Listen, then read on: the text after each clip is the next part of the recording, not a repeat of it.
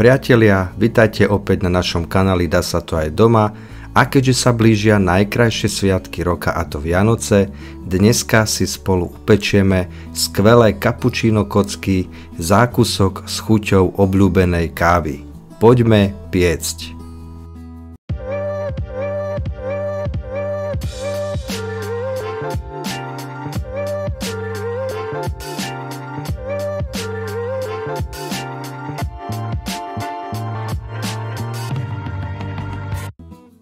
No a celé to začneme tak, že si pripravíme nášho robotického kamaráta, do ktorého dáme vajcia, celé komplet, žltky aj bielky a pridáme práškový cukor. No a teraz sa chlapec trošku zapotí, pretože my potrebujeme, aby sa tieto vajčka a tento cukor premiešali do takej krásnej bielej hmoty. Toto miešanie netreba nikdy podceniť, pretože je základom dobrého cesta. Takže ako vidíte, pekné bielučké, no a následne pridávame vodu, olej a necháme znova teraz už na menších otáčkach pekne mierne do cesta zapracovať.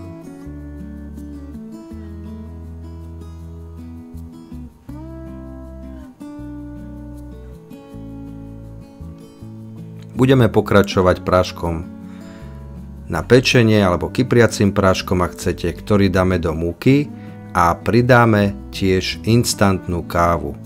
Celú túto zmes si niekde v miske premiešame a za stálého pomalého miešania budeme pridávať do cesta, tak aby sa všetko dobre spolu zapracovalo.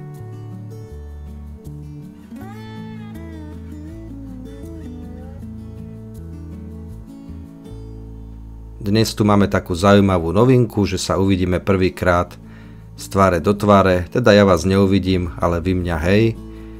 Možno sa mi podarí neskôr zlomiť aj manželku, uvidíme.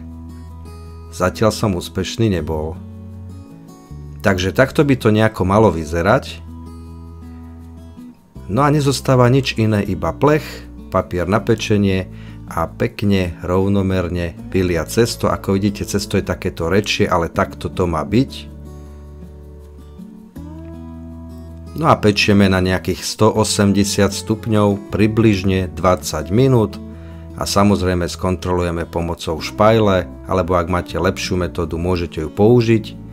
No a kým sa cesto pečie, pokračujeme klasickou prípravou zlatého klasu, tak ako je napísané v návode, a vytvoríme si v podstate základ krému, takže necháme prevrieť a následne musíme nechať vychladnúť.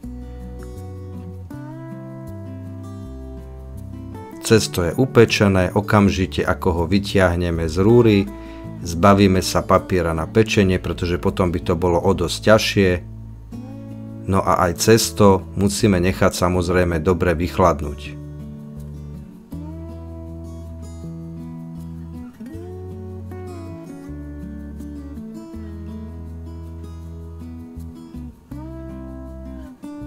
No a keď nám vychladol puding, teda zlatý klas, pripravíme si krém, a to tak, že dáme rastlinný tuk na pečenie,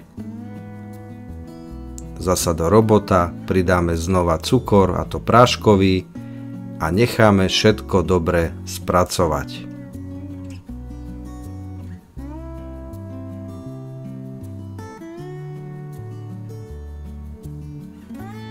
Dneska sa náš kamarát veru zapotil, ale bez neho si vôbec nevieme predstaviť našu prácu, naše pečenia. No a teraz sme pridali do tohto celého ešte klasický prášok kapučíno. Je tu aj možnosť to kapučíno normálne uvariť a vyliať tam, ale my sme zvolili túto variantu, pretože pri tej tekutej je väčšie riziko, že sa vám ten krém takzvané zgrcne. Takže normálne neochutené kapučíno, žiadne vanilkové orieškové príchute a krém je hotový, naozaj má farbu kapučína. ale nielen farbu, ale parádne aj chutí. Tento koláčik ku kávičke, no proste nebičko v papulke, treba vyskúšať, treba skombinovať. No a krém, tak ako to už býva, musíme rovnomerne rozprestrieť po celom ceste. No a potom šup so všetkým do chladničky na niekoľko hodín. A tento koláčik alebo zákusok, aby som bol presný, je najchutnejší vtedy, keď si ho predtým, než ho budete podávať, aspoň na hodinku vyberiete von z chladničky, aby získal takú tú izbovú teplotu. Zdobiť môžete rôznymi spôsobmi, alebo aj nemusíte, ale my sme sa rozhodli, že ho trošku dozdobíme strúhanou horkou čokoládou. Nič tým určite nepokazíte. No a zostáva namočiť si nejaký dobrý nôž do horúcej vody a pekne narezať, či už chcete kocky, ako v našom prípade, keďže sme to takto nazvali, alebo máte radšej obdĺžničky, není problém. No a pekne si vyberieme jeden kúsok, aby sme videli, ako to celé vyzerá.